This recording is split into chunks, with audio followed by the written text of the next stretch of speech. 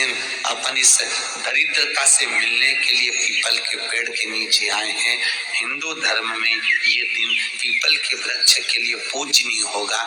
जो भी शनिवार के दिन पीपल के वृक्ष की पूजन करेगा, दूध चढ़ाएगा या मिष्ठान का भोग लगाएगा, लक्ष्मी और नारायण उसके घर में प्रवेश कर जाएगा। लक्ष्मी और नारायण उसके घर में प्रवेश करेगा। इसलिए नियम बनाया। कौन से दिन? शनिवार। लक्ष्मी जी बोली, नारायण आपने तो एक दिन का वार लिख दिया। शंकर जी ने 7 वार बनाए हैं, रविवार, सोमवार, मंगल, बुध, गुरु, शुक्र और शनि। ये शिव जी ने बनाए हैं। अब एक दिन आपने अपना बना लिया, बाकी के दिन अगर कोई इस पीपल के वृक्ष के नीचे आएगा और यहाँ तो दरिद्रता बैठी है, तो उसका क्या होगा? भगवान नारायण बोले, सुन दरिद्रता, तेरे से एक विनती है, अगर कोई भी मनुष्य इस पीपल के पेड़ के नीचे अगर 7 दिन में आता है और उसके हाथ में अगर कोई सामग्री होती है तो तू उसके घर में प्रवेश नहीं करेगी। नियम है पीपल के वृक्ष का, या तो पानी का लोटा लेकर जाओ, कुंकू का चोपड़ा लेकर जाओ, शक्कर लेकर जाओ, या पेड़ के नीचे चींटी को डालने के लिए आटा ले जाओ, पर खाली हाथ पीपल के वृक्ष के नीचे कभी मत जाओ, कभी नहीं जाओ। खाली हाथ जाओगे तो दरिद्रता तुम्हारे घर में प्रवेश करेगी। दरिद्रता उठकर खड़ी होकर बोली, नारायण तुमने अपनी मनमानी करी है, एक दिन मुझे भी मेरा चाहिए। भगवान ने कहा, बोल कौन सा दिन चाहिए? दरिद्रता कहती है, रविवार के दिन इस पीपल के वृक्ष के नीचे मैं दिन भर नृत्य करूं, इसमें रहूं, और जो यहाँ आए रविवार को मैं उसके घर में प्रवेश करूं। भगवान ने कहा, ठीक है। दरिद्रता, रविवार का दिन एक ऐसा दिन रहेगा जिस दिन तो इस पीपल के वृक्ष के नीचे नृत्य करेगी, और जो आएगा इस पीपल के वृक्ष के नीचे तो उसके साथ प्रवेश करेगी। मैंने तुझे वर दिया। इसलिए हमारे यहाँ केवल पीपल का वृक्ष अगर दीवार में भी लग जाता है ना, किसी की फैक्ट्री की दीवार में, किसी के घर की दीवार में पीपल का वृक्ष अगर लग जाता है, पीपल का पौधा लग जाता है, उसको कितना भी तोड़ लो वो वापिस लग जाएगा। फिर तोड़ोगे फिर लग जाएगा। अगर पीपल के पौधे को तोड़ना है तो केवल रविवार का दिन एक नींबू, एक मिर्ची और बमूल का कांटा, ये 3 चीजें रखने के बाद में आधे घंटे बाद रविवार के दिन पीपल के पेड़ को उखाड़ कर फेंक दो। दूसरी बार कभी पीपल दीवार में लगता ही नहीं है, कभी नहीं लग सकता। केवल एक रविवार का, केवल एक संडे, इतवार।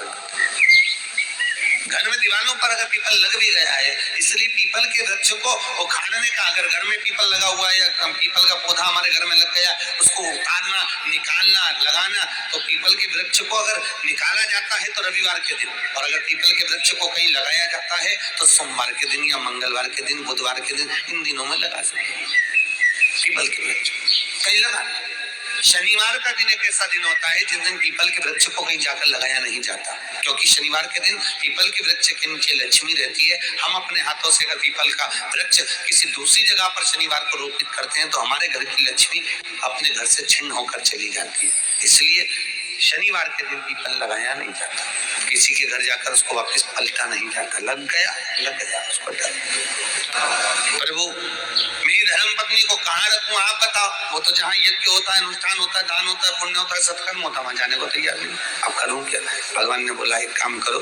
दुर्वासा जी बोले, जिसके यहाँ रात्रि में बर्तन झूठे पड़े रहते हो उसके घर में इस दरिद्रता को लेकर तुम प्रवेश कर जाना।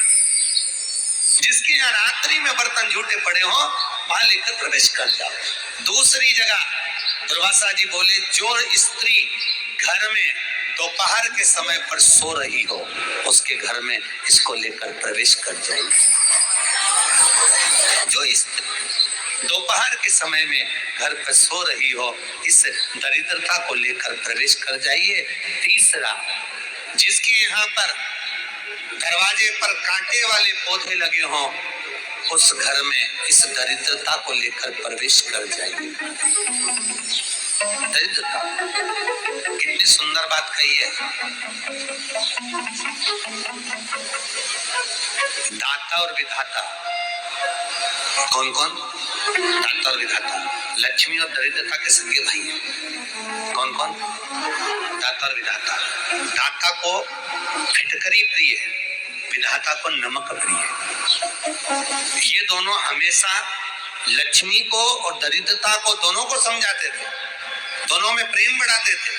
आज भी हिंदू धर्म की रीति है, यहाँ तो ठीक है, जिसके यहाँ पर भी अगर थोड़ी सी भी परेशानी होती है, थोड़ा सा क्लेश होता है, अशांति होती है, लक्ष्मी नहीं दिख रही हो, काम नहीं बन रहे हो, बहुत प्रयास करा जा रहा हो और हमारा कार्य नहीं होता, तो क्या करते हैं? फिटकरी और नमक को पानी में डाल देते हैं और घर में पोछा लगा देते हैं। आप लोगों ने आजकल फेसबुक पे भी पढ़ा होगा, व्हाट्सएप पे भी पढ़ा होगा। तो क्यों लिखा उसमें? उसका कारण ही केवल ये था कि दाता और विधाता की प्रियता उसमें। माता ख्याति के जो 4 बच्चे हुए, इसमें जो 2 लड़के हैं, दाता और विधाता, उसकी प्रियता उसमें। जितने आस्था चैनल पर कथा सुन रहे हो, जितने फेसबुक और यूट्यूब पर सुन रहे हो, उसकी पूर्णता उसमें। तो जिनकी अब संपदा की कमी होती है, वैभव की कमी होती है, दुर्वासा जी बोले अपनी धर्म पत्नी को वहां लेकर, जहाँ कांटेदार पौधे लगे हों वहां पर लेकर प्रवेश कर जाए। सोमवार के भगवान शंकर को अगर जल चढ़ाया जाता है तो हमारे घर में शीतलता, कांटेदार पौधों में उस दरिद्रता का निवास है। एक बहुत सुंदर बात है अपनी जिंदगी में ना, विचित्र कथा यहाँ वर्णन करी है मंदिर में। श्रीमद् भागवत के अंतर्गत जो वर्णन किया कि में जाकर आप रोज जा रहे हैं, शंकर के मंदिर में जाकर आप पूजा कर रहे हैं और शंकर जी आपकी नहीं सुन रहे, तो जरूर अपनी सेवा में कमी होगी। शिव देने में कमी नहीं रखता, कमी अपनी सेवा में। कई लोग कहते हैं हम शंकर जी की आराधना करते हैं, हम पूजन करते हैं, मैं तो इतने साल से बेलपत्र चढ़ा दी, मैं तो इतने साल से जल चढ़ा रही हूँ, मैं इतने समय से भगवान के 16 सोमवार कर रही हूँ, मैं इतने समय से संकट सोमवार के व्रत कर रही हूँ। भगवान नहीं सुन रहे तो उसमें भगवान की गलती नहीं है, गलती तुम्हारी है।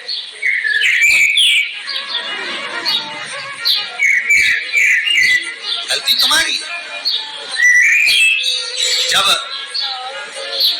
10 दिशाओं को भगवान शंकर ने बांटा और शंकर भगवान ने 10 दिशाओं को बांटा, तो 10 दिशाओं का आधिपत्य बनाया है कि कौन सी दिशा में कौन सा देवता इसका आधिपत्य रखेगा, कौन से देवता यहाँ पर निवास करेंगे, किसका आधिपत्य इस दिशा में होगा। पूरब, पश्चिम, उत्तर, दक्षिण, ये चारों दिशा सामने आकर खड़ी हो गई भगवान शंकर के साथ।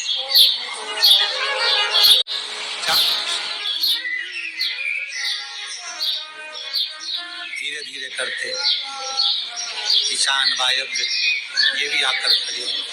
10 दिशा शिव जी के सामने थी, 10 दिशा, सारी की सारी दिशाएं सामने आकर जब खड़ी हुई, केवल एक दिशा ऐसी थी, दक्षिण, जो भगवान शंकर का स्मरण कर रही है, भगवान शंकर के स्वरूप का अनुमोदन कर रही है, केवल दक्षिण दिशा।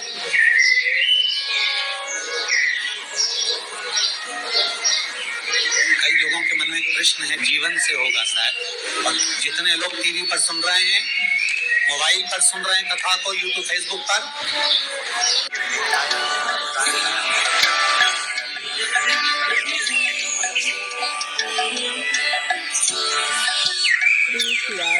भगवान देवाधिदेव महादेव का आज बसंती पुष्प से सरसों का जो फूल होता है, 108 सरसों के पुष्प से भगवान शंकर का श्रृंगार किया जाता है या शिव को समर्पित किया जाता है।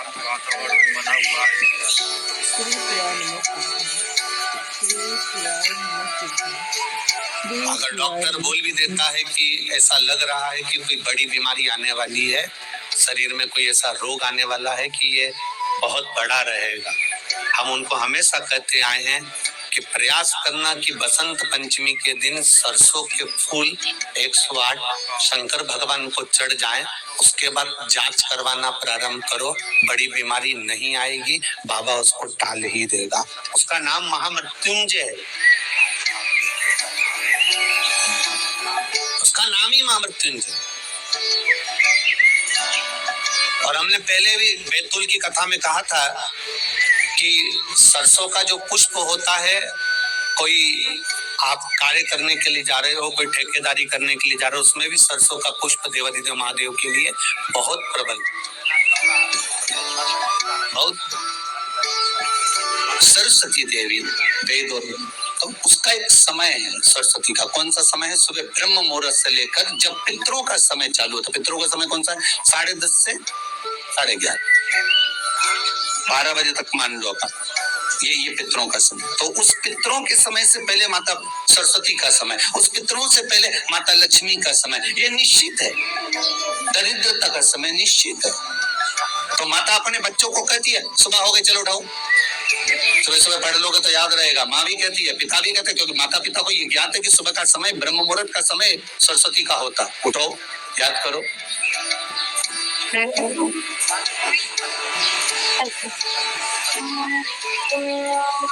उठाया गया, बच्चों को पढ़ाया गया।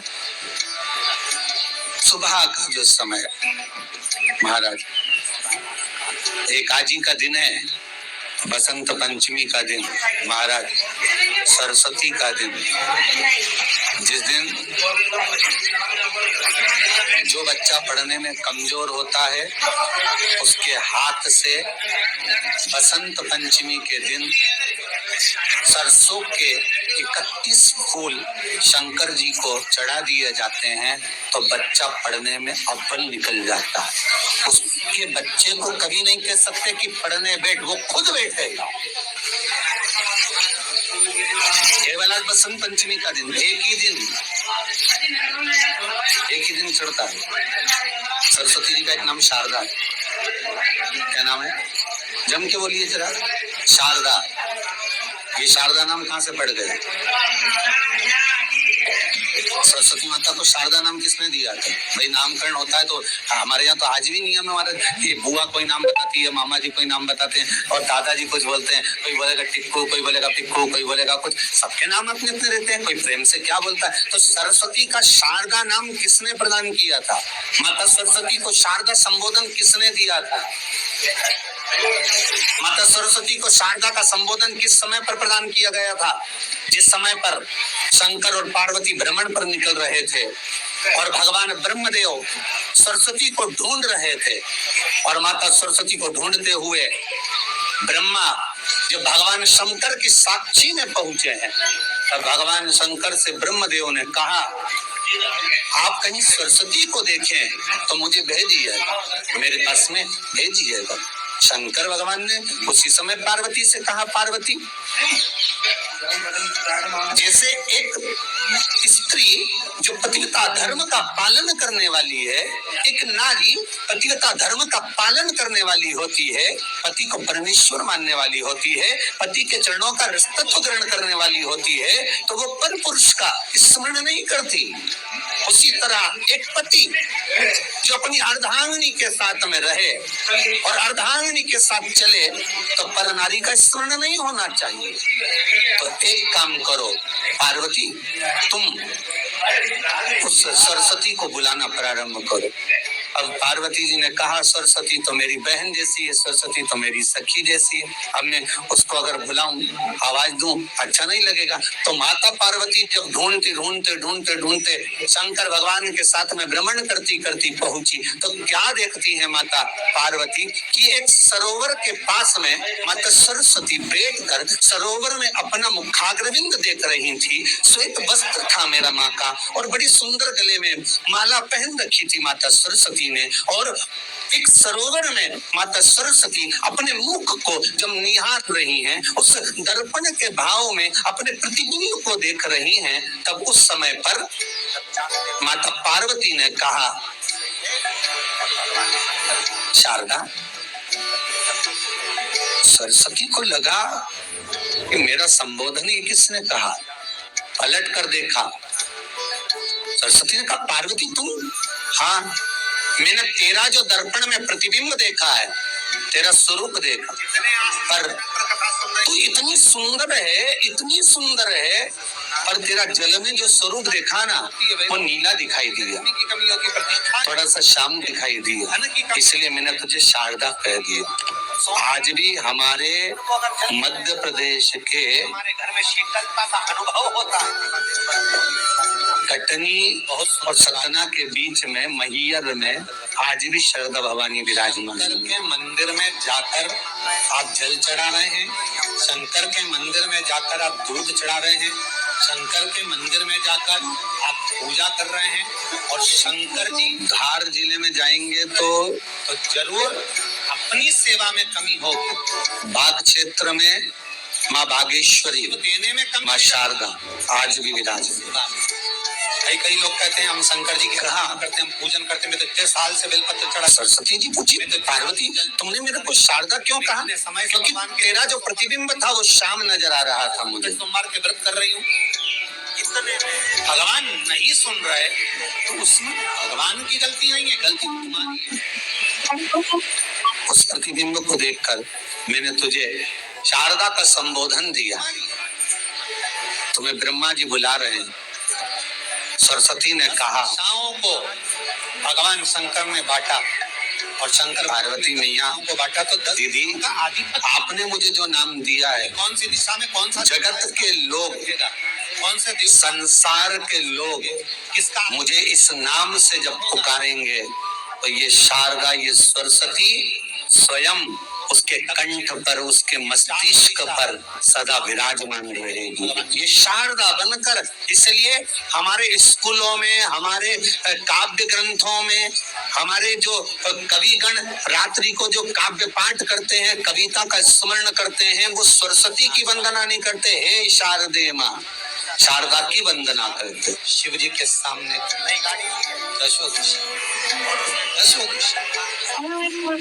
कभी आपसे कोई पूछ ले कि शारदा नाम पार्वती सरस्वती का कब पड़ा, तो आप बता सकते कि ये माता शारदा नाम कोई सहज नहीं है। माँ ढूंढने के लिए जब निकली ब्रह्मदेव के कहने पर भगवान शिव के साथ भ्रमण करती, नाम का उच्चारण कोई सहज नहीं होता। कोई देखता होगा, दादाजी ने अगर किसी का नाम कुछ रखा है तो कुछ सोच के रखा होगा, पिताजी ने अगर कुछ रखा है तो उसके मन में कुछ आया होगा तो रखा होगा, मम्मी ने अगर कोई नाम रखा है तो उसने कोई विचार कर कर रखा होगा। कोई नाम अगर किसी का रखा जाता है तो उसके अनुकूल रखा जाता है कि हो सकता है कि वो नाम की क्या उसके मन में चल रहा होगा।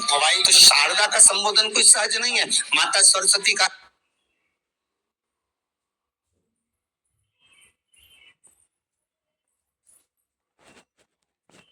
नरेंद्र ने बोला, लक्ष्मी आज शनिवार का दिन है जिस दिन अपन इस दरिद्रता से मिलने के लिए पीपल के पेड़ के नीचे आए हैं।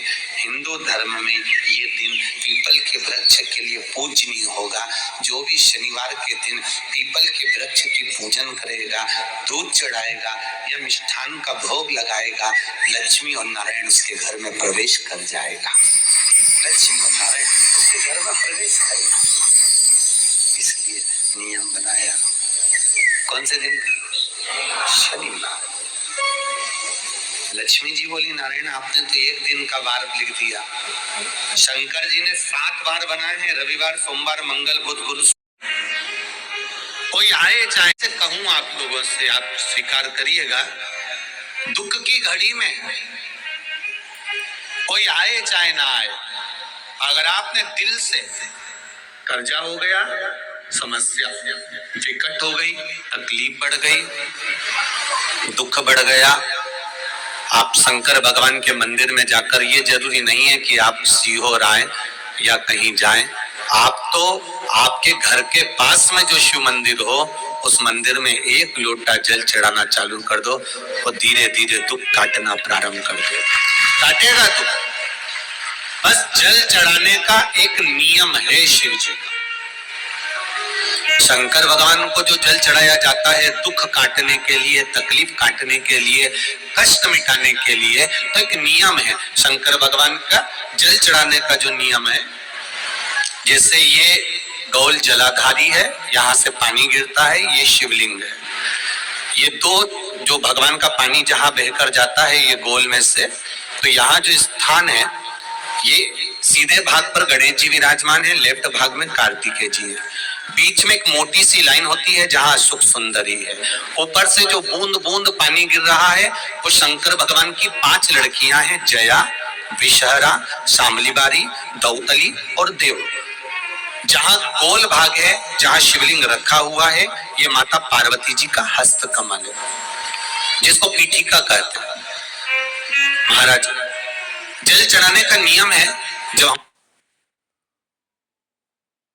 बड़ी दिक्कत परेशानी होती है तो हम जल चढ़ाते हैं, तो उस जल को चढ़ाने का नियम है पहले गणेश जी का स्थान, कार्तिकेय का स्थान, अशोक सुंदरी की जगह, फिर माता पार्वती की पीठी का, उसके बाद जलाधारी को स्मरण कर कर जल धीरे धीरे शंकर भगवान पर छोड़ा जाता है। जब धीरे धीरे शिव जी पर जल चढ़ाएं, उसके बाद में आप अपने मन की कामना जब जल चढ़ाते जाएं और बाबा से कहते जाएं, बाबा रोज कामना कहने की जरूरत नहीं है, एक बार आप कामना करो और उसके बाद जल चढ़ाना प्रारंभ करो और उसको कहना जरूर, तेरे दरबार से कोई खाली नहीं गया मेरे शंभू, मैं नहीं जानती, मैं तो इतना जानती हूँ कि कंकर शंकर है और तू सुनता जरूर है। ब्रह्मा ब्रह्म लोक में है, भगवान विष्णु वैकुंठ लोक में है, और मृत्यु लोक में मेरा देवाधिदेव महादेव है, मेरी सुनेगा जरूर। और से विनय कर कर आप आइए। जल चढ़ाने का नियम, अगर दुख है, तकलीफ है, कष्ट है तो ऐसे चढ़ा दो, और अगर मन कर रहा है डायरेक्ट शिव जी पे चढ़ाना हो तो तुम्हारी मर्जी, उसमें कोई मना नहीं है। पर कोई दुख भारी पड़ गया है, कोई तकलीफ भारी पड़ गई, कोई कष्ट भारी पड़ गया,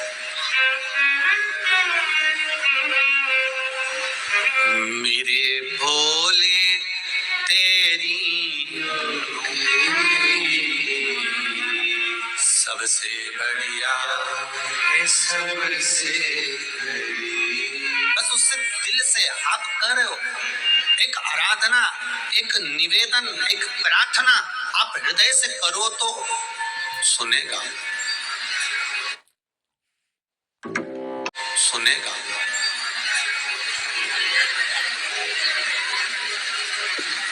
जब से तेरा गुलाम हो गया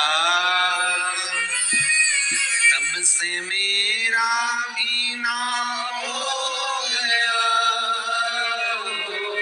जब से तेरा गुलाम हो गया तब से मेरा भी नाम हो गया,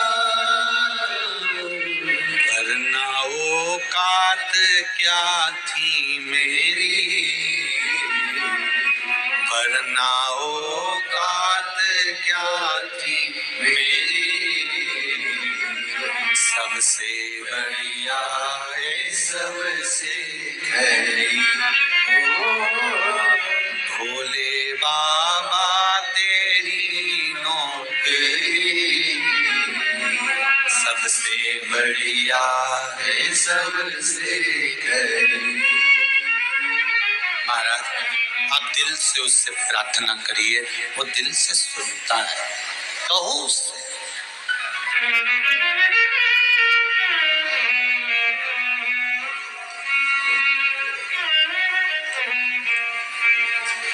उससे प्रार्थना करिए,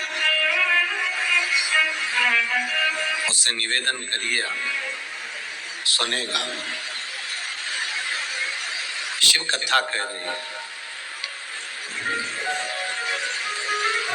भगवान शंकर नेत्र बंद कर कर बैठे थे और उनके नेत्र से एक अश्रु गिर गया था, उस अश्रु से एक पुत्र ने जन्म लिया था जिसका नाम अंधकासुर था। वो अंधकासुर एक पुत्र का जन्म हुआ, एक बेटे का जन्म हुआ।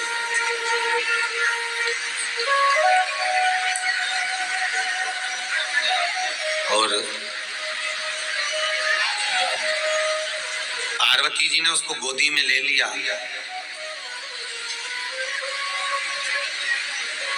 शिव जी ने मना करा कि इसको फेंक दो, समुद्र में डाल दो, ये तुम्हारा पुत्र नहीं है। पर पार्वती जी कहती हैं कि आपके द्वारा प्रगटा है इसलिए मेरा पुत्र है। माता की जो करुणा होती है ना, माता का जो प्रेम होता है ना, मातृत्व जो प्रेम होता है वो कोई साधारण नहीं होता।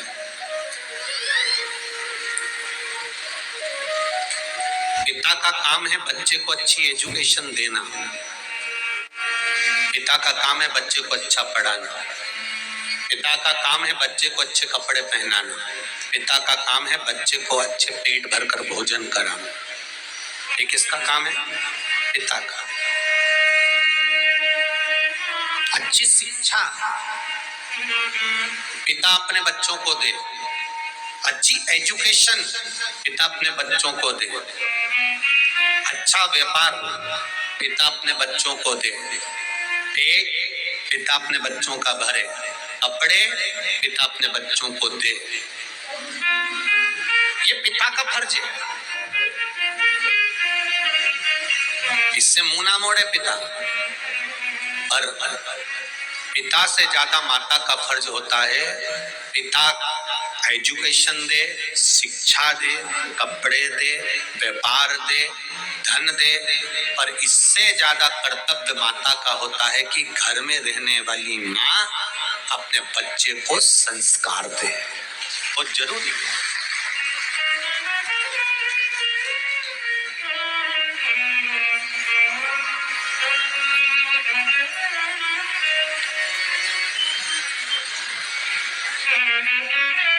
मेरा धर्म पत्नियों से निवेदन है, जितनी भी यहाँ पर बैठी हुई हो, अर्धांगिनियां जितनी भी बैठी हुई हैं, जितनी माताएं बैठी हैं, चाहे बुजुर्ग हो, चाहे युवान हो, चाहे नवयुगल जोड़ा हो, उनसे एक निवेदन करना चाहूंगा, आप अपने पति का सम्मान करना जरूर करना।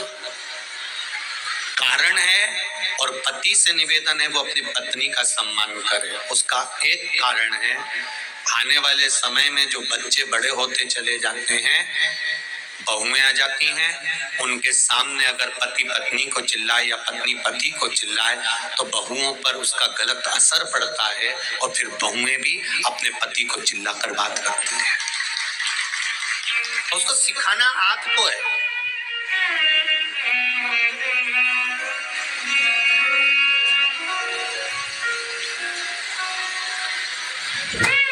दुनिया की प्रत्येक पत्नियां अपने पति को मूर्ख समझती हैं और दूसरे के पति को ज्ञानवान समझती हैं।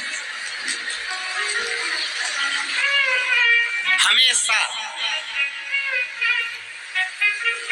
देख लो, तुम्हें तो बिल्कुल अकल नहीं है, तुम्हें तो बोलने का तरीका ही नहीं है, तुम्हें तो लक्षण ही नहीं है, तुम्हें तो ये नहीं। और उसके देख लो तुम्हारे दोस्त को कितना विद्वान, तुम्हारे बेस्ट फ्रेंड को देख लो कितना विद्वान। अब जो बेस्ट फ्रेंड की बात कर रहे हैं उसकी पत्नी से पूछ किया ये कैसा है, तो वो भी यही कहती है इनमें तो अकल ही नहीं है, इनमें तो ये ही नहीं है। और वो हमेशा तारीफ तुम्हारे पति की करती है, क्योंकि दूर के ढोल सुहावने नजर आते हैं। आप कभी भी अंदाजा लगाकर देखना, अपने पति को हमेशा पत्नी कमजोर, ये इसमें अकल नहीं, इसमें बुद्धि नहीं, इसमें चित्त नहीं, इसमें विवेक नहीं, इसमें अकल नहीं है, इसमें ज्ञान नहीं है, तुम्हें बोलना नहीं आता, तुम्हें ये काम नहीं आता, तुमसे के थक गई मैं, जाकर व्यापार कर लो, ऐसा कर लो। और दूसरे के पति को, अरे वो कितना चतुर है, वो कितना विद्वान है, हमारी जीजी के देवर को देख लो, उनको देख लो, उनको देख लो, सबका बखान करेगी, सबका। पर हे चंद्र घंटा कुसमांडा, निवेदन है कि हमें दूसरा क्या कर रहा है उससे मतलब नहीं होना चाहिए। हम और हमारा पति, परमात्मा ने जैसा जोड़ा बनाकर भेजा है, संभालने वाला वो है। जो तुमने देवादिदेव महादेव को जल चढ़ाया, बस उसी पात्र का जल शंकर जी को चढ़ाओ, उसमें से बचा हुआ थोड़ा सा जल बेलपत्री के वृक्ष के नीचे चढ़ाना प्रारंभ करना। कौन सा बेलपत्री का वृक्ष? जिसकी छाया आपके ऊपर आ गई। शिव महापुराण बड़ी सुंदर बात कहता है, ध्यान दीजिएगा। जिस बेलपत्री का पौधा तुम्हारे सिर का, और ये दोनों हाथ ऊपर कर लो, अपन खड़े हुए और खड़े होकर दोनों हाथ ऊपर करें, इतना बड़ा बेलपत्री का पौधा है, उस बेलपत्री के पौधे की पत्ती को कभी तोड़कर शंकर जी को नहीं चढ़ाना चाहिए। ध्यान रखना, कितना बड़ा पौधा। आप खड़े हो जाओ और खड़े होने के बाद आपका हाथ ऊंचा कर लेना, इतना बड़ा पौधा है, उस पौधे की पत्ती बेलपत्री को तोड़कर शंकर भगवान को कभी नहीं चढ़ाना। शंकर भगवान को उस बेलपत्री को, उस वृक्ष की पत्ती को तोड़ना चाहिए जो वृक्ष तुम्हारे हाथ से थोड़ा सा ऊंचा हो, जिसके लिए तुम्हें हाथ और ऊंचा करना पड़ रहा हो। जैसे एक बच्चा अपनी माँ की गोद में बैठने के लिए दोनों हाथों से उचकता है, आवाज लगाता है, उचकता है, आवाज लगाता है, हाथ ऊपर करता है, तो माँ उस बच्चे को गोदी में ले लेती है। उसी तरह उस बेलपत्री के वृक्ष की पत्ती तोड़ना चाहिए जिसने थोड़ी उन्नति कर ली हो, जो थोड़ा ऊंचा हो गया हो। तुम उसको पाने का प्रयास करो तो भगवान भी तुम्हें अपनी गोदी में ले ले। ऐसे वृक्ष की तुम छोटा सा पौधा, बिल्कुल जरा सा पौधा, उसी की पत्ती तोड़कर महादेव को चढ़ाओ। यदि बेलपत्री का पेड़ आपके यहाँ है और मान लो कई लोग बेलपत्री गमले में लगाते हैं या छत के ऊपर लगा देते हैं, बेलपत्री का वृक्ष जो होना चाहिए वो घर के ठीक पीछे ही चाहिए। या बेलपत्री का वृक्ष अगर पीछे नहीं है तो आप अपने घर से जब बाहर निकलते हैं तो राइट हैंड की ओर बेलपत्री का वृक्ष होगा। आप जब घर से प्रवेश कर रहे हैं बाहर की ओर निकल, वो सुख का अनुभव करें। यदि घर से निकलते समय बेलपत्री का पेड़ लेफ्ट में अगर आता है, आप जिस घर से निकल रहे हो लेफ्ट में अगर बेलपत्री का पेड़ आता है तो आप 1 रुपए कमाएंगे, 1.25 रुपए खर्च होगा, पैसा हाथ में टिकेगा नहीं। घर में 10 लोग भी कमा रहे हैं तो पैसा घर में टिकेगा नहीं, आएगा जरूर, सारे काम होंगे पर टिकेगा नहीं। यदि लेफ्ट राइट भाग का बेलपत्री का वृक्ष घर में लगाओ तो घर के पीछे के हिस्से में लगाओ, और ऐसी जगह नहीं लगाना कि जहाँ पर बेलपत्र में गंदा पानी जाए या कोई गंदी वस्तु। 33 करोड़ देवी देवता बेलपत्री के पेड़ के नीचे सोमवार के दिन, कोई रविवार के दिन, कोई मंगलवार, कोई बुधवार, कोई गुरुवार, कोई शुक्रवार, कोई शनिवार के दिन बेलपत्री के नीचे आकर 33 करोड़ देवी देवता तप करते हैं, साधना करते हैं। एक बेल चौकी ऐसी होती है, शंकर पर अगर चढ़ी हुई है तो वापस उतार कर धोकर फिर शिव को चढ़ा सकते। किसी व्यक्ति से कोई काम करवाना, वो काम नहीं कर रहा, कोई फाइल आगे नहीं बढ़ रही है, कोई कार्य अटक रहा है, या फिर कहीं रुपया पैसा अटक गया हो, नहीं निकल रहा हो, तो एक जल के पात्र में जल भरकर 5 बेलपत्री शिव जी को समर्पित कर कुंदकेश्वर महादेव का नाम लेकर एक सफेद पुष्प बेलपत्री के ऊपर जो शिव जी को चढ़ाई है उस पर समर्पित कर जल जो लेकर गए हो, अपनी उस कामना को कर कि मेरा ये कार्य अटक रहा है, ये कार्य नहीं हो रहा, कुंदकेश्वर महादेव का नाम लेकर धीरे धीरे जल की धार चढ़ाई। और एक बात हमेशा याद रखना, फिर निवेदन कर रहे हैं, अच्छे से समझ लेना, शंकर जी पर जब जल चढ़ता है, शिव जी का जब अभिषेक होता है, शंकर जी पर जब जल चढ़ाया जाता है, दूध चढ़ाओ, जल चढ़ाओ, कुछ भी चढ़ाओ, और एक बात का स्मरण अपने जीवन में होना कि इतने ऊपर से मत चढ़ाना कि जल चढ़े और छींटे आपके ऊपर। बहुत ध्यान दीजिएगा। हाँ, तो यहाँ तक वर्णन करा गया है कि शंकर जी का जल चढ़ा हुआ जहाँ से बहकर जाता है ना, उसको लांगा तक नहीं जाता। यहाँ लांगते हैं क्या? नहीं ना, परिक्रमा भी करेंगे तो वहीं से लौट कर वापस उतर जाएंगे। शिव जी का जहां से जल बहकर जा रहा हो, चढ़ा हुआ जल जहां से बहकर जा रहा हो, उसको लांगा तक नहीं जाता। और कई लोग बड़े बड़े आनंद में शंकर जी पे इतनी ऊपर से जल चढ़ाएंगे तो वो छींटे पूरे अपने ऊपर आना चाहिए, शरीर पर आना चाहिए। नहीं, उसका दोष है, मारो उसका दोष है। आप भगवान को अगर जल चढ़ाओ, दूध चढ़ाओ, तो मान लो अगर जैसे एक सरल भाषा में समझ लो और अच्छे से, कि जैसे ये शिवलिंग है शंकर जी का, ये शिवलिंग है, और आप जल चढ़ा रहे हो तो इतनी ऊपर से छोड़ोगे तो पानी का छींटा तो अपने ऊपर आएगा, पर वही जल, वही दूध, वही सामग्री आप शिवलिंग से थोड़ी सी दूरी बनाकर अगर आप समर्पित करेंगे तो बाबा उसको स्वीकार भी करता है और आनंद की अनुभूति भी होती है। होगा जो भी शनिवार के दिन पीपल के वृक्ष की पूजन करेगा, दूध चढ़ाएगा या मिष्ठान का भोग लगाएगा, लक्ष्मी और नारायण उसके घर में प्रवेश कर जाएगा। लक्ष्मी और नारायण उसके घर में प्रवेश करेगा। पुराण की कथा कह रही है कि दुनिया के सारे तीर्थ नहीं जा सकते, पृथ्वी की सारी नदियों में स्नान नहीं कर सकते, पवित्र नदियों में आप स्नान नहीं कर सकते, या किसी भी तीर्थ में जाकर एक रात्रि भी विश्राम नहीं कर सकते, या हमने जिंदगी में कोई दान करा ना करा, कोई पुण्य करा ना करा, कोई सत्कर्म करा ना करा, कोई शास्त्र पढ़ा ना पढ़ा, कोई शास्त्र सुना ना सुना, उसके बाद भी शिव महापुराण की कथा कहती है कि एक दिन में अगर मात्र एक बार भी आप शंकर के शिवालय में प्रवेश कर गए या मंदिर में प्रवेश कर गए तो सारे तीर्थ, सारी नदियां, सारे सरोवर, सारी बावड़ी, सारे तालाब, सारे कुंड के स्नान का पुण्य, दान का पुण्य प्राप्त, केवल शिव तत्व को प्राप्त कर लेंगे। शिव महापुराण की कथा कह रही है कि घर में जो दिया होता है वो दीपक भी कोई साधारण नहीं होता, उस दीपक की भी महत्वता है और दीपक का भी वर्णन है। एक बार बहुत अच्छे से सुनिए, शायद आपकी जिंदगी को सवार, शायद आपके जीवन को। मेरी जीजियों, मेरे जीजाओं, मेरी बेटियों, बेटाओं, कभी मौका लगे शंकर भगवान के शिवलिंग के पास में आप बैठे हैं। यहाँ तक शास्त्र कहता है कि घर में अगर किसी को बहुत तेज बुखार आ गया है, बहुत तेज बुखार, और बच्चा उस बुखार में तप रहा है, बहुत तप रहा है, मारा, तुम जिस दिए में भगवान की आरती उतारते हो, जिस दिए से तुम भगवान की पूजन करते हो, कभी मौका लगा और आप पूजन करने के लिए गए, कभी आप जब शंकर भगवान के शिवलिंग के पास में या शंकर भगवान के शिवलिंग के ऊपर कनेर का अगर पीला फूल देखा है ना आप लोगों ने? अरे बोलो तो जमके, देखा है?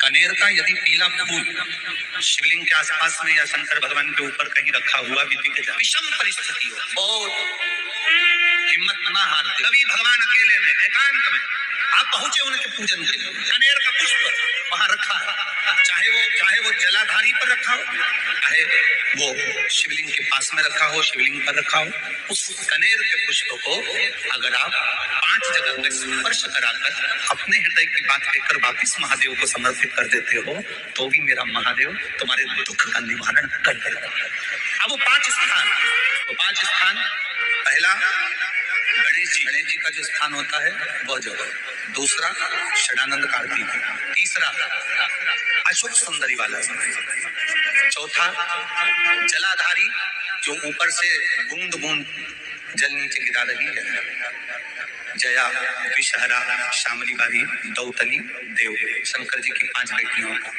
और 5वें नंबर का है शंकर भगवान के जो कैसे वर्णन किया जाए, त्रिशूल के 3 भाग होते हैं। करें दर्शन आप लोगों ने, जैसे सामने त्रिशूल लगा है, इस त्रिशूल के ऊपर देखेंगे तो 3 भाग दिख रहे हैं, नजर आ रहे हैं सबको? त्रिशूल का जो 3 भाग होता है, उस 3 भाग का जहाँ ज्वाइंट होता है, जहाँ मिलता है, एक जगह पर देखो तीनों भाग एक जगह पर मिले हुए, 3 भाग का जहाँ मिलन होता है, पंचम स्थान, ये 5वां स्थान, यहाँ पर स्पर्श कराकर शिवलिंग पर अपनी कामना कर श्री शिवाय नमस्तुभ्यम कहकर बाबा से अपने मन की बात कहकर जो समर्पित कर देता है, हम 3 महीना भी नहीं कहेंगे, हम तो कहेंगे अगर ज्यादा दुख है 3 दिन इंतजार करना मेरा बाबा, दुख को मिटा। 3 महीना बहुत दूर, पर करना है दिल से। और कई तरह के दीपक होते हैं, दीपक का भी विधान वर्णन किया गया, दिए का भी वर्णन किया गया। यहाँ तक शास्त्र कहता है कि घर में अगर किसी को बहुत तेज बुखार आ गया है, बहुत तेज बुखार,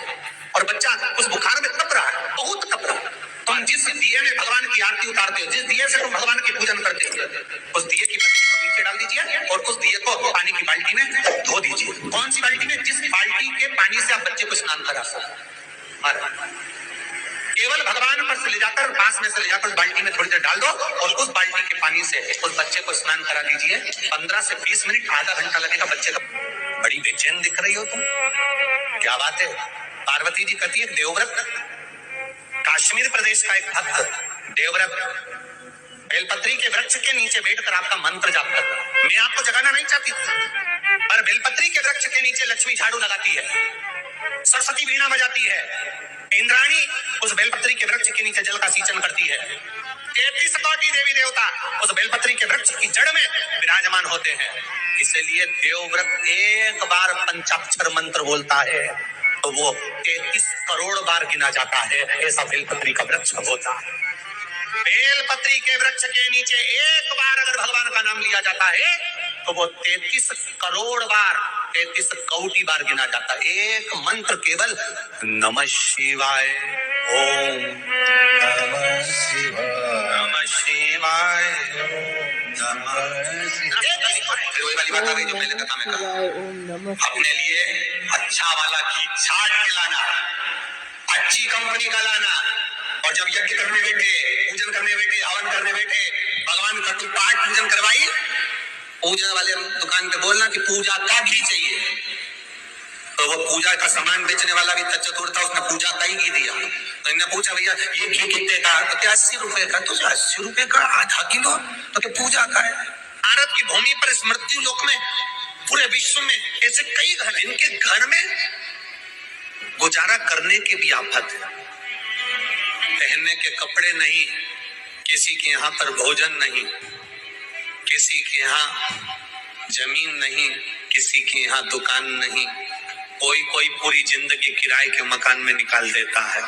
नहीं, मेरा एक निवेदन है, इस कथा को जितने छत्रपति संभाजी नगर के श्रोता भाई बहन श्रवण कर रहे हैं उनसे निवेदन करूंगा, आप हाथ का ठेला लगा रहे हो, सब्जी का ठेला लगा रहे हो, फल का ठेला लगा रहे हो, धक्के की जिंदगी जी रहे हो, दरवाजे पर बैठे हो, कहीं ना कहीं तुम दास्य भाव की जिंदगी जी रहे हो, तकलीफ में जिंदगी जी रहे हो, बहुत दुख की जिंदगी जी रहे हो, बहुत कष्ट की जिंदगी जी रहे हो, उनसे केवल निवेदन करूंगा 3 महीने 2 जगह पर जल चढ़ाना प्रारंभ कर दीजिए, केवल 3 महीने।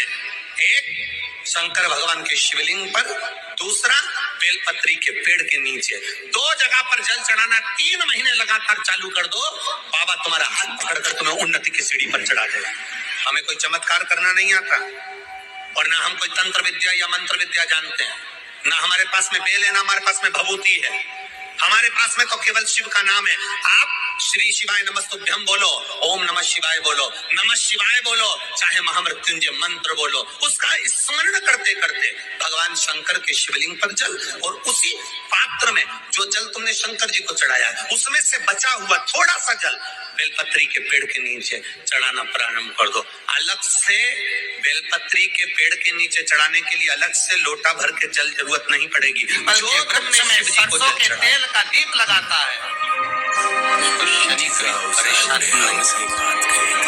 एक बात हमेशा ध्यान रखिएगा, मान लो अगर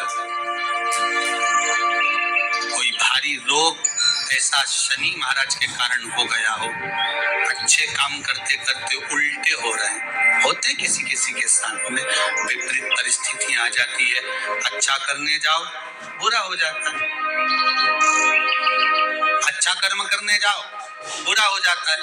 तो पीपल के वृक्ष की जो छाल होती है, छाल देखिए, पीपल के वृक्ष में जो छाल लगी होती है, उस छाल को घिसकर चंदन बनाकर भगवान शंकर का स्नान कराकर, अभिषेक कराकर, पूजन कराने के बाद में पिपलेश्वर महादेव का नाम लेकर, कौन से महादेव?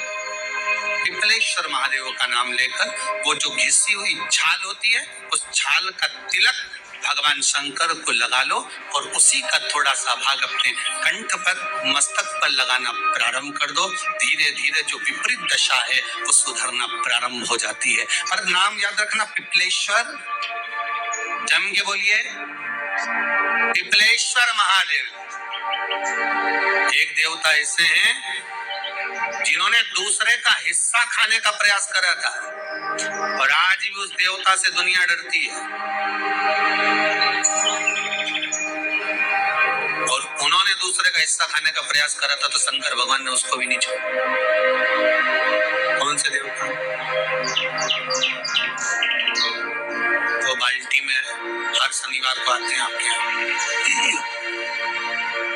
कौन से? शनि देव।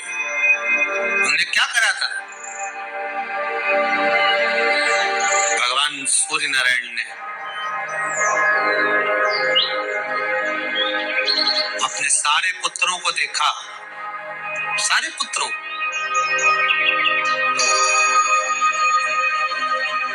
सारे पुत्रों को देखकर आज मेरे सूर्य नारायण भगवान बड़े सुखी, बड़े प्रसन्न। मेरा पुत्र शनि भी श्रेष्ठ है, मेरा पुत्र यम भी श्रेष्ठ है, सब ठीक है। आज भगवान सूर्य देवता ने अपने पुत्रों को बुलाकर कहा, आज मेरा मन कर रहा है कि मैं सारे लोगों का राज्य अपने पुत्रों को बांट दूं, सबको अपना अपना हिस्सा दे दूं। शनि महाराज जी को भी हिस्सा दे दिया गया। अब जब शनि महाराज जी को हिस्सा दे दिया तो शनि महाराज जी संतुष्ट नहीं हुए। दुनिया में ऐसे लोग बहुत सारे हैं जो संतुष्ट बहुत कम हो पाते। शनि देव के मन में संतुष्टि नहीं हुई। जब शनि देव के मन में संतुष्टि नहीं हुई तो शनि महाराज उसी समय पर अपने सारे भाइयों का हिस्सा बटोरने लगे, उस पर कब्जा करने लगे। कब्जा करने लगे तो सूर्य देवता की आंख में जल भर गया।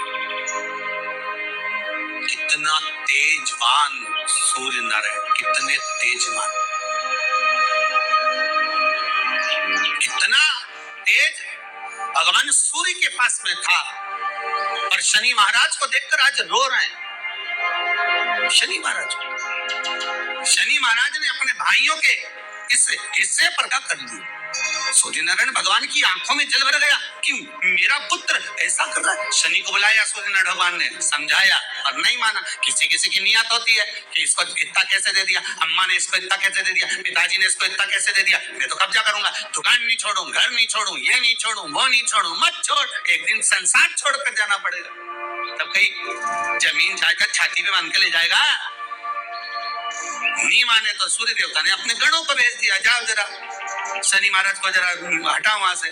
शनि महाराज को गुस्सा आया और शनि महाराज ने उन सारे गणों को नष्ट कर दिया। सूर्य नारायण रो रहा है। भगवान शंकर की पंचायत में सूर्य देव भी है, मतलब शंकर भगवान के मित्रों की गणना में सूर्य आते हैं। भगवान विष्णु, सूर्य नारायण, शंकर भगवान, माँ दुर्गा, गणेश जी, ये पंचायत है ना शंकर की, शिव पंचायत। शिव परिवार में कार्तिकेय, गणेश जी, पार्वती जी, शंकर जी, नंदी, ये शिव परिवार। पंचायत में सूर्य देवता। सूर्य नारायण को रोता हुआ देखकर भगवान शंकर को बड़ा दुख है। शिव जी ने पूछ लिया, क्या बात है, आप रो रहे हो? नारायण क्या हो गया? मेरे बेटा मानने को तैयार नहीं है। आप चिंता मत करो, अभी देखता हूं मैं जाकर। और भगवान शंकर ने जाकर तुरंत सूर्य नारायण भगवान के कहने पर शनि देव को जाकर समझाया। इतने में तो शनि देव आग बबूला हो गए। आग बबूला होकर शनि देव ने कहा, हे शिव, आप मुझे जानते नहीं हो? शंकर भगवान ने कहा, क्या जानना है ये बताओ, क्या जानना है ये बताओ।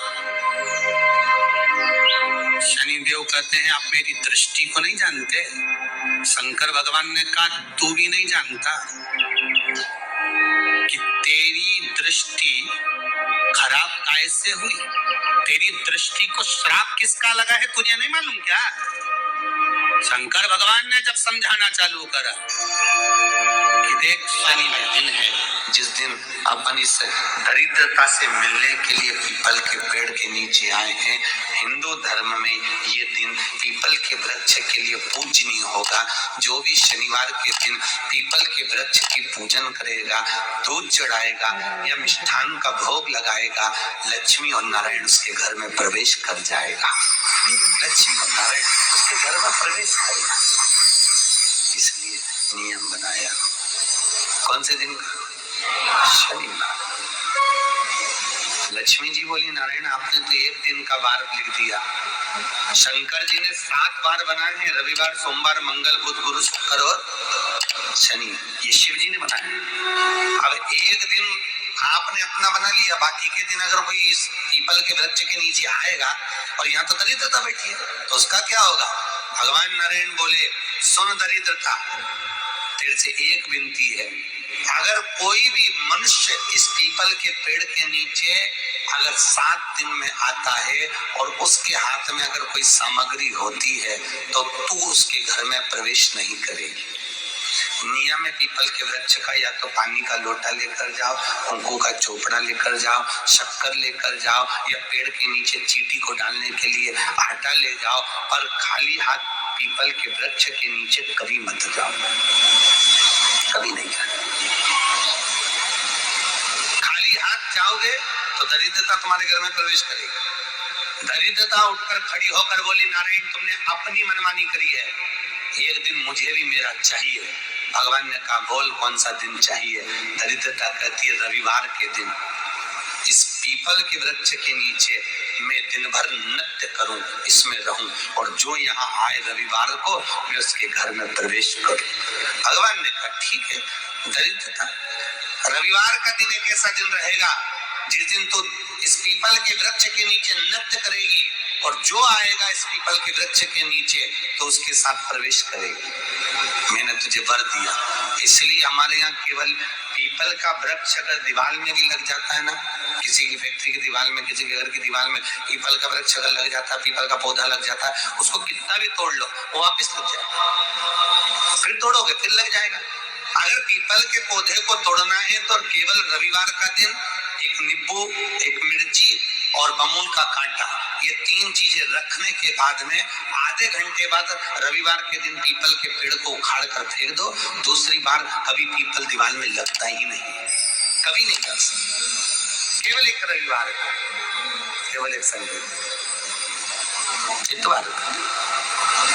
घर में दीवानों पर अगर पीपल लग भी गया है, इसलिए पीपल के वृक्ष को उखाड़ने का, अगर घर में पीपल लगा हुआ है या पीपल का पौधा हमारे घर में लग गया, उसको उतारना, निकालना, लगाना, तो पीपल के वृक्ष को अगर निकाला जाता है तो रविवार के दिन, और अगर पीपल के वृक्ष को कहीं लगाया जाता है तो सोमवार के दिन या मंगलवार के दिन, बुधवार के दिन, इन दिनों में लगा सकते हैं पीपल के वृक्ष कहीं लगाना। शनिवार का दिन एक ऐसा दिन होता है जिस दिन पीपल के वृक्ष को कहीं जाकर लगाया नहीं जाता, क्योंकि शनिवार के दिन पीपल के वृक्ष के नीचे लक्ष्मी रहती है। हम अपने हाथों से अगर पीपल का वृक्ष किसी दूसरी जगह पर शनिवार को तो हमारे अपने घर से छिन्न होकर चली जाएगी। इसलिए शनिवार उस दरिद्रता का निवास हो गया। कितना विचित्र कथा यहाँ वर्णन करी है। श्रीमद् भागवत के अंतर्गत जो वर्णन किया कि मृत्यु निश्चित है, रोग ऐसा शनि महाराज के कारण हो गया हो, अच्छे काम करते करते उल्टे हो रहे हैं, होते हैं किसी किसी के साथ में, विपरीत परिस्थितियां आ जाती है, अच्छा करने जाओ बुरा हो जाता है, अच्छा कर्म करने जाओ बुरा हो जाता है। तो पीपल के वृक्ष की जो छाल होती है, छाल देखिए, पीपल के वृक्ष में जो छाल लगी होती है, उस छाल को घिसकर चंदन बनाकर भगवान शंकर का स्नान कराकर, अभिषेक कराकर, पूजन कराने के बाद में पिपलेश्वर महादेव का नाम लेकर, कौन से महादेव? पिपलेश्वर महादेव का नाम लेकर वो जो घिसी हुई छाल होती है, उस छाल का तिलक भगवान शंकर को लगा लो, और उसी का थोड़ा सा भाग अपने कंठ पर, मस्तक पर लगाना प्रारंभ कर दो। धीरे धीरे जो विपरीत दशा है वो सुधरना प्रारंभ हो जाती है। पर नाम याद रखना, पिपलेश्वर। काशी में जो शिव जी की स्थापना कौन ने करी? काशी में जो शंकर भगवान बेटे उनकी स्थापना करी थी शनि महाराज। किसने करी थी? शनि महाराज ने, क्योंकि भगवान शनि महाराज को उनकी माता के द्वारा श्रापित हो गए और शनि महाराज कांपने लगे। शनि महाराज कांपते कांपते, मैं जाऊं तो जाऊं कहां, करूं तो करूं क्या? महाराज शनि महाराज दौड़े और दौड़कर भगवान भोलेनाथ के पास पहुंचे। हे शंकर, त्रिकालदर्शी, कैलाशी, अविनाशी, कृपा करिए बाबा भोलेनाथ, कृपा करो, क्योंकि दुनिया में 33 करोड़ देवी देवता हैं जिनको शनि लग सकता है, केवल एक किसको छोड़कर? शिव को छोड़कर। राम जी को शनि लगा तो 14 वर्ष का वनवास चले, कृष्ण को शनि लगा तो मथुरा छोड़कर द्वारका चले। शनि लगा, हनुमान जी को शनि लगा तो गुफा में बैठकर राम राम जपना पड़ा। शनि सबको लगता है, केवल शनि नहीं लगता तो एक मेरे महादेव को, मेरे भोले बाबा को नहीं लगता। शंकर के पास में शनि आ गए, शनि ने आकर कहा, भोलेनाथ कृपा करिए बाबा, मैं बड़ा कष्ट में हूँ, मैं करूँ क्या? बाबा भोलेनाथ ने कहा, जा गंगा जी के तट पर काशी में जाकर एक शिवलिंग की स्थापना कर, उसकी आराधना कर, हो जाएगा। 11:15 बजे तक पीपल के वृक्ष में भगवान विष्णु का वास होता है। 10:30 बजे से लेकर पीपल के वृक्ष में 11:30 बजे तक पितरों का वासा होता है। 11:30 बजे से लेकर 12:30 बजे तक पीपल के वृक्ष में आहूतों का वासा होता है। 12:30 बजे से लेकर शाम को 4 बजे तक पीपल के वृक्ष में वासुकों का वासा होता है। 4 बजे से लेकर शाम को 7:30 बजे तक पीपल के वृक्ष में शंकर का वासा होता है। 7:30 बजे से लेकर 9:30 बजे तक पीपल के वृक्ष में कुबेर का वासा होता है। 9:30 बजे से लेकर फिर कुबेर के वृक्ष में अन्य देवों का वासा चालू हो जाता है। इसलिए हमारा हिंदू धर्म कहता है, हमारे शास्त्र कहते हैं कि पीपल के वृक्ष को जब पूजा जाता है, पीपल के वृक्ष की जब पूजन करी जाती है तो सुबह 10:30, 11, ज्यादा से ज्यादा 11:30, ज्यादा से ज्यादा 12, उसके पहले पीपल के वृक्ष की पूजन कर लेना चाहिए। रात को कुबेर का वासा होता है, इसलिए पीपल के वृक्ष में दीपावली के दिन रात्रि को 8:30 बजे से लेकर 9:30 बजे के बीच में जो पीपल के वृक्ष के नीचे घी का दिया लगाता है, उसके घर में कभी संपदा की कमी नहीं आती है, क्योंकि कुबेर स्वयं विराजमान होता है पीपल के वृक्ष के नीचे। क्यों? क्योंकि 11:30 बजे से लेकर 12:30 बजे तक पीपल के वृक्ष में पितरों का वासा रहता है, आहूतों का वासा रहता है, वासुकों का वासा रहता है। पितृ किसको कहते हैं? महाराज जो पूरी उम्र लेकर चले गए और उनके भीतर अभिलाषाएं बहुत थी, मैं ये भी करना चाहता हूँ, मैं ये भी करना चाहता हूँ, वो पितृ हो जाते हैं। आहूत किसको कहते हैं? जिस माता के गर्भ में बच्चा जन्म ले और मर जाए, ये 6 महीने का गर्भ धारण करने के बाद अवर्षण हो जाए, जीव पड़ने के बाद 6 महीने के बाद अगर बच्चा गर्भ में भी शांत हो जाता है, कुंवारी अवस्था में शांत हो जाता है, जिसका विवाह नहीं हुआ, ऐसा बच्चा जब शांत हो जाता है, अधोगति में कोई मर जाता है, सुसाइड कर एक्सीडेंट में किसी भी रूप में मर जाता है, तो वो आहूत कहलाता है। शनिवार के दिन जो पीपल के वृक्ष में सरसों के तेल का दीप लगाता है, उसको शनि कभी परेशान नहीं करता। एक बात हमेशा ध्यान रखिएगा, मान लो अगर यूपी मतलब दबंग, मान लो अगर कोई भारी रोग ऐसा शनि महाराज के कारण हो गया हो, अच्छे काम करते करते उल्टे हो रहे हैं, होते हैं किसी किसी के साथ में, विपरीत परिस्थितियां आ जाती है, अच्छा करने जाओ बुरा हो जाता है, अच्छा कर्म करने जाओ बुरा हो जाता है। तो पीपल के वृक्ष की जो छाल होती है, छाल देखिए, पीपल के वृक्ष में जो छाल लगी होती है, उस छाल को घिसकर शंकर के मंदिर में प्रतिदिन जाने वाले को, और एक और चीज अपने स्मरण में रहे, अगर शिव के मंदिर नहीं जा सकते तो अपने घर में जो शिवलिंग है उस पर जल चढ़ाओ।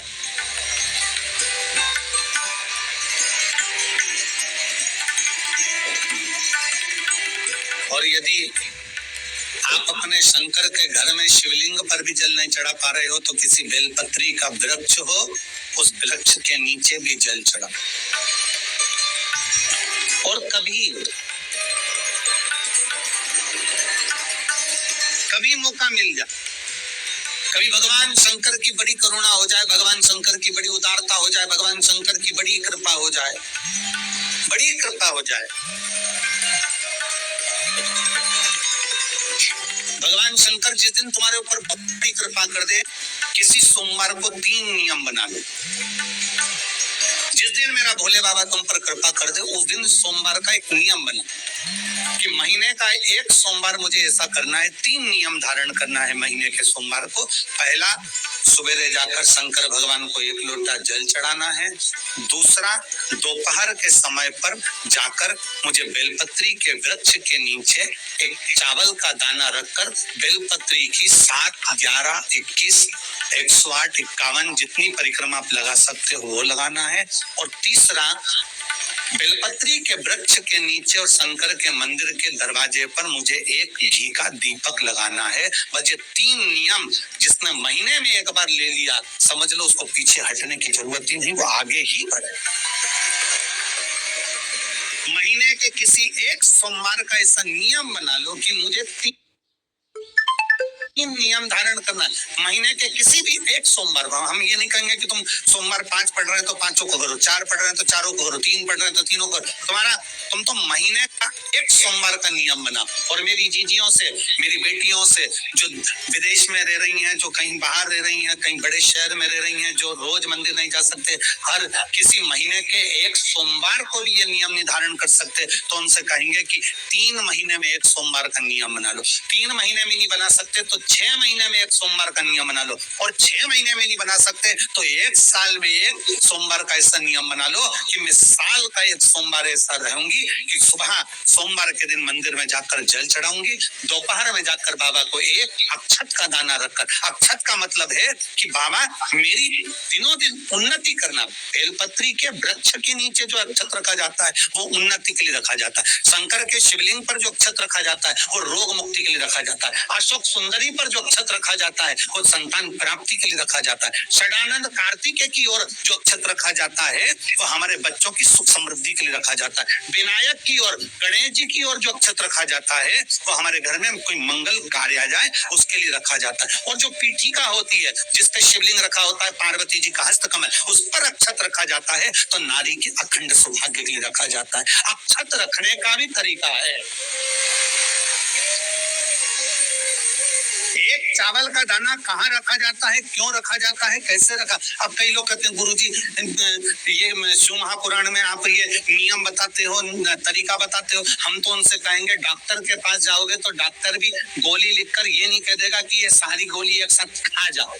डॉक्टर भी कहेगा ये गोली सुबह खाना है, ये गोली शाम को खाना है, ये गोली दोपहर में खाना, ये गोली भूखे रहकर खाना। बोला सही है कि गलत है? ये रात्रि को खाना खाने के बाद खा लेना, ये खाना खाने के पहले, ये नाश्ते के पहले। और सुनो, ये दवाई, ये वाली पीछे वाली जो दवाई लो ना, इसको दूध से लेना। ये वाली जो दवाई लो ना, इसको पानी से लेना। और सुनो, ये डब्बी है, इसको पानी में मिलाकर फिर पीना। दवाई लेने का भी तरीका है, उसी तरह शिव महापुराण में एक एक अक्षत का भी तरीका है और एक बेलपत्री का भी तरीका। अब मान लो कई लोग कहते हैं गुरुजी आप ये तरीका बताते हो शिव पुराण के माध्यम से, कई लोगों के मन में संशय जागता है, तो अगर हम एक साथ चावल चढ़ा दे तो उसका क्या तरीका है? तो हमारा निवेदन है डॉक्टर जो दवाई ले एक ही बार में निपटा जाए, एक ही बार में खा ले। दवाई एक बार में पूरी खा गए असर नहीं करेगी, इसमें डॉक्टर का कोई दोष नहीं है। उसने तो बताया था ऐसे लेना, ऐसे लेना। और तुमने डॉक्टर साहब ने पूछा दवाई पूरी ली, और शाम की दवाई भूल गई थी, सवेरे की दवाई भूल गई थी, ये दवाई भूल गई थी। डॉक्टर कहेगा हमने तो नियम बताया था, तुमने नहीं खाई तो असर कहां से करेगी? तुम असर कब करती है? जब हम पूजन के तरीके को जान जाए, जब हम अर्चना के तरीके को जाए। आप साल भर का एक सोमवार निकाल लो, 6 महीने का एक सोमवार निकाल लो, 3 महीने का एक सोमवार निकाल लो, महीने का एक सोमवार निकाल लो, अपने से दिल में बन जाए तो एक सोमवार ऐसा निकालो जिसके 3 नियम धारण हो। पहला, उसी सोमवार जिसको कर रहे हो उस दिन सुबह जल चढ़ाना। दूसरे, दोपहर के समय पर जाकर बेलपत्री के वृक्ष के नीचे चावल का दाना रखना। और परिक्रमा बेलपत्र की जितनी तुमसे बन जाए, जितनी तुम्हारे शरीर की कैपेसिटी, जितना तुम्हारा शरीर चलते बन जाए।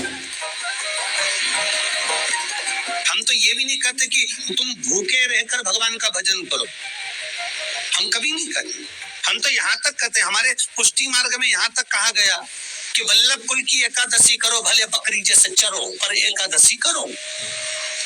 हम तो यहाँ तक कहते हैं कि बहुत समय से कल मेरी एकादशी है, एकादशी है, एकादशी है, एकादशी है, पूरे घर को हिलाकर रख दिया, एकादशी है, एकादशी, एकादशी है।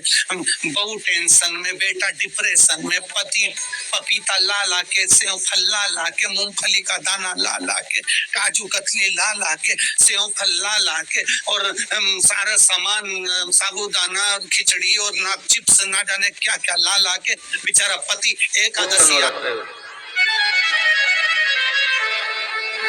एक पुत्र नवरात्र यही माघ के महीने में आता है। जिस व्यक्ति का कोई कार्य सिद्ध नहीं हो रहा है, कोई कार्य अटक गया है, मिलन नहीं हो रहा है, कोई अदालत तक में बात पहुंच गई है और मालूम पड़े संबंध टूटने वाला है, लग रहा है कि ये ससुराल वाले नहीं रख रहे, ये लग रहा है कि ये संबंध हमारा खराब होने वाला है, उस व्यक्ति को ये व्रत 9 दिन के धारण कर लेना चाहिए, जो माता जानकी जी ने वाल्मीकि बाबा से पूछ कर करा था। जो माता सीता जी ने वाल्मीकि बाबा से पूछ कर करा था। तो वाल्मीकि बाबा ने कहा, जानकी ऐसी है, सुनो, एक व्रत है, एक उपवास है, एक व्रत है, एक साधना है, अगर वो तुम कर लोगी 9 दिन तक तो ये पक्का है कि तुम्हारे पति के दर्शन तुम्हें हो जाएगा, तुम्हारे पुत्रों को भी तुम्हारे पति का दर्शन होगा, उनके पिता का दर्शन। ठीक है, क्या उपाय? कहा, शिव मंदिर में जाइए, पहले दिन 9 फूल कमल के हो, जो मिल जाए, परंतु एक जैसे फूल होना चाहिए। ये नहीं कि आज तुमने गुलाब का चढ़ाया, कल कमल का चढ़ा दिया, परसों गेंदा का चढ़ा दिया, नरसों चमेली का चढ़ा दिया, फिर रात रानी का चढ़ा दिया, ऐसे फूल ना चढ़ाए, एक जैसे फूल 9 दिवस तक। सीते, हे जानकी, हे पुत्री, शिव मंदिर में जाकर अपने पति का स्मरण कर कर, कार्य का स्मरण कर कर 9 फूल प्रथम दिन घी का दिया लगाकर आप भगवान शंकर को कामना कर कर समर्पित करती हो। दूसरे दिन वही फूल धोने हो जाना चाहिए 18। तीसरे दिन फिर 9 जोड़ लो, 27, फिर 9 जोड़ लो, फिर 9 जोड़ लो, जोड़ते जोड़ते 90 दिन 81, कितने हो गए? ऐसे पुष्प शंकर भगवान को समर्पित करना। 10वां दिन होगा, पुत्री शिव कृपा करेंगे और तुम्हें अपने पति का दर्शन जरूर होगा। कर सकती हो? सीता जी बोली, कर तो लूंगी, पर दिक्कत है क्या? इतने में फूल चढ़ाऊं और फूल नहीं मिले तो? इतने में वहीं पर लव खड़ा हुआ था।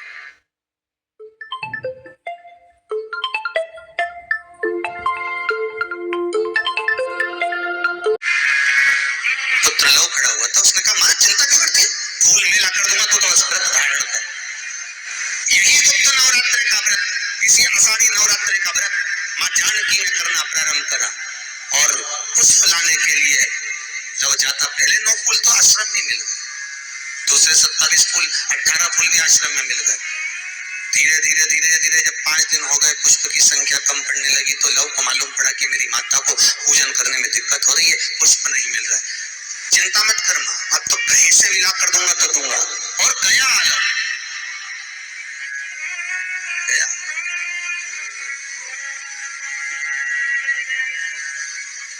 अयोध्या में पहुंच गया, जहाँ एक सुंदर सा सरोवर था।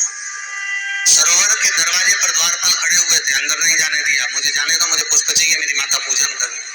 द्वारपालों ने पकड़ना चाहा, मना करा, नहीं माना। लव इनको पटक कर अंदर प्रवेश कर गया, फूल लेकर आया, माता को दिया। धीरे धीरे पुष्प आते रहे, चलता रहा।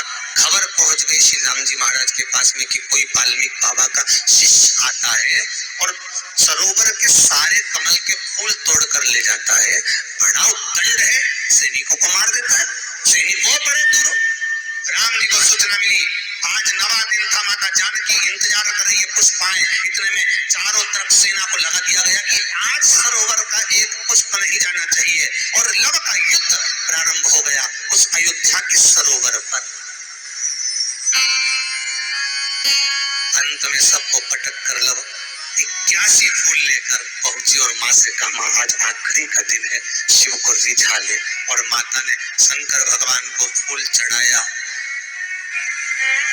10वें दिन सूचना आ गई वाल्मीकि बाबा के पास में, तुम्हारा कोई शिष्य है लव, बड़ा उद्दंडी है, या तो उसको लेकर आओ, नहीं तो हमारी सेना उसको पकड़ने के लिए आ रही है।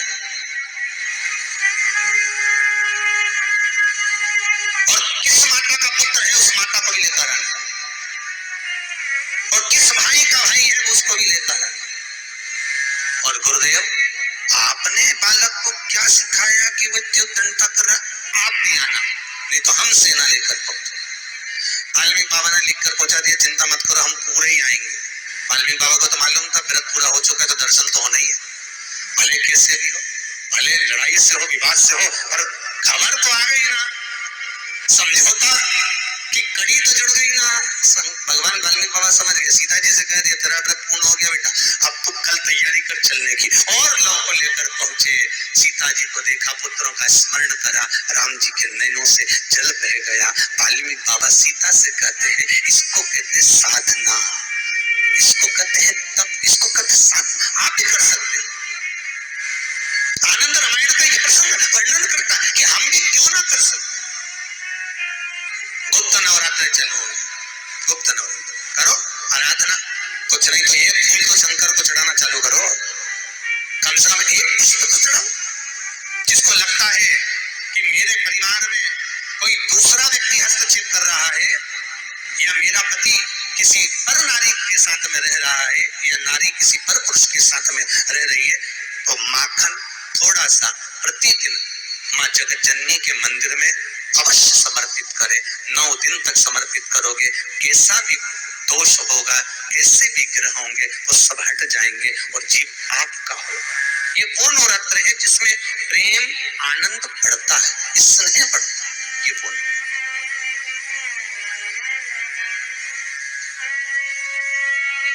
कोई साधारण नवरात्र नहीं है। भाई भाई में अगर द्वेष हो रहा है, विवाद चल रहा है, अदालत में बात चल रही है, कोई समझौता नहीं हो रहा, एक दूसरे से बातचीत बंद है, करो नवरात्र। यही गुप्त नवरात्र धारण करो। 9 दिन कुछ भी आप बाबा को पुष्प समर्पित करो। फूल लगता क्या है, कोई यहाँ लिखा तो आनंद रामायण में ये थोड़ी लिखा कि एक सोने की अंगूठी समर्पित करो, उन्होंने तो लिखा पुष्प, केवल पुष्प, केवल पुष्प, इससे ज्यादा कुछ भगवान को दीजिए। कोई कामना है आपकी नहीं हो रही, बल्कि अमावस्या हो जाना बाबा को दीजिए का है ना। भगवान शंकर को पाने का सबसे सुंदर अगर कोई तरीका है ना, तो बार बार कही है ये बात, और आज फिर कह रहे हैं, मंदिर में अगरबत्ती लगाओ ना लगाओ, वो पर दिया लगाओ ना लगाओ, भोग लगाओ ना लगाओ,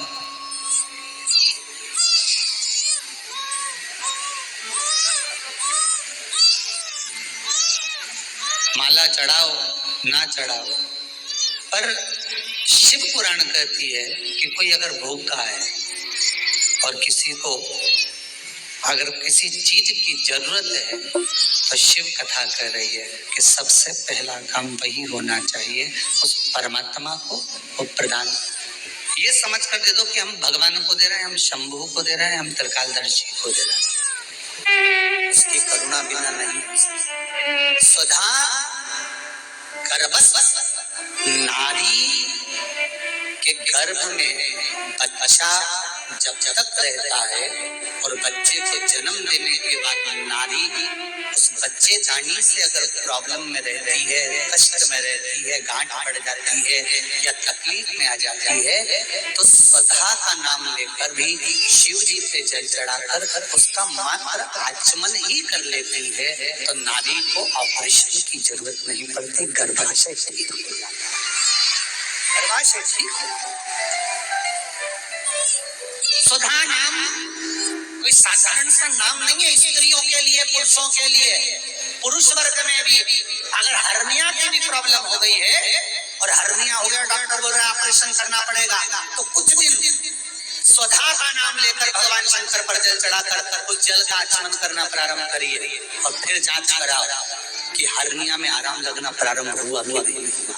यहाँ तक शास्त्र वर्णन करता है कि आप स्वधा का नाम कोई साधारण नाम नहीं है, ये तो तर्पण शिव महापुराण की कथा में जो आपको मिल रहा है, ये वो औषधि मिल रही है कि जिंदगी बना दे, आपकी जिंदगी सवार। स्वधा नाम एक बार सब प्रेम से फिर से बोलिए, हम सुनना चाहते हैं आप सही बोल रहे हो कि गलत बोल रहे हो। स्वधा आधा सा है, फिर वाह और फिर धा आगे स्वधा। ये कोई दक्ष प्रजापति की बेटी स्वधा का विवाह पितरों के साथ कर दिया। पितरों का काम केवल एक है, शरीर का निर्माण करना। भगवान आत्मा देता है, शरीर का निर्माण पितर करते हैं। स्वधा उसको संभालती है, संभालने। और एक बात और याद रखिए जरा, बहुत स्मरण रहे, जिस नारी का बच्चा जन्म लेता है 2-3 महीना रहता है और मर जाता है, चाहे गर्भ में धड़कन नहीं आती, श्वास नहीं आती, या उसका शरीर डॉक्टर कह देते हैं कि ये हो सकता है माइंड पर असर हो, विकलांग हो या ऐसा हो, उस समय पर भी स्वधा माता का स्मरण करना चाहिए। दक्ष प्रजापति की बेटी स्वधा, पितरों की धर्म पत्नी स्वधा का स्मरण कर कर अगर जल का आचमन किया जाए, शिव जी पे चढ़ा हुआ पानी आचमन किया जाए, तो गर्भ में जो बच्चा होगा उसकी धड़कन वापिस मेरी स्वधा माता लेकर आ सकती है, ये निश्चित है।